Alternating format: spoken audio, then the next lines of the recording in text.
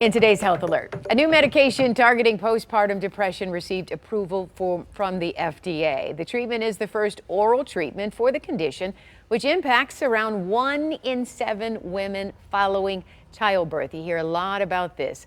Our chief health editor, Dr. Partha Nandi, joining us now with more on this. So, Dr. Nandi, people who took part in the clinical trial said they experienced rapid improvement after taking this medication. How quickly did this start working? Yeah, it's exciting to me, right? This new treatment, Carolyn, could be a real lifesaver for women experiencing postpartum depression, and that's because some women in clinical trials reported significant improvements in their depression just 3 days after starting treatment. To me, that's amazing. Postpartum depression can be very severe and persist for months, even years, and women can feel very sad, guilty, even worthless. In severe situations, Carolyn, they can struggle to carry out regular daily activities and might even think about hurting themselves or their baby. Now, how well did this Zuranolone work overall for study participants? Well, the results of a phase 3 study found that 57% of the women who took Zuranolone reported a 50% or greater improvement in their depressive symptoms after taking the pill once a day for 2 weeks. And at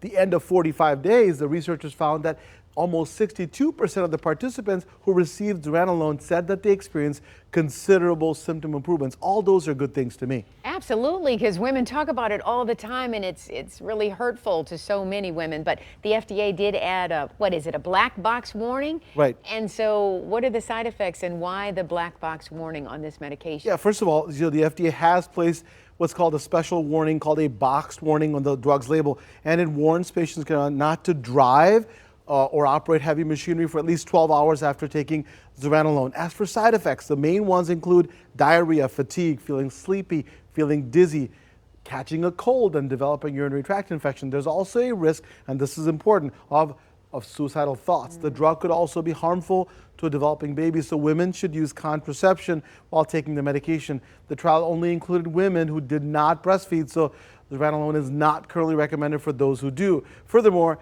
this drug was primarily tested on women who had severe postpartum depression, not those with mild or moderate forms of the condition. For those two groups, psychotherapy or counseling is still the go-to treatment. Other options include anti-anxiety or antidepressant medications and support groups. Now, what's really important to me is that women and loved ones know that if left untreated, postpartum depression can be very dangerous, and women should seek professional help and be evaluated if their symptoms are as follows: persist beyond 2 weeks or get more and more intense. They can't function normally or cope with everyday situations. That's really important. If you have thoughts of harming yourselves or of your baby, also if you're feeling highly anxious, scared, and panicked most of the day, the key is not to suffer alone. There's treatment that can help manage symptoms. And here's the thing, as you said, we need to validate these symptoms and make sure that women know that they're not alone.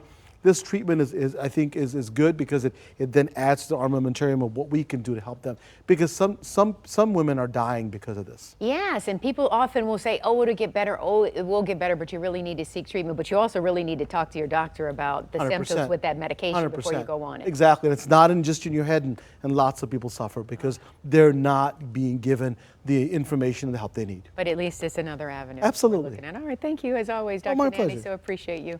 And if you have a health question for the doctor, you can email him at Dr. Nandi at askdrnandi.com or send it to us on Facebook or Twitter. Certainly, always good information.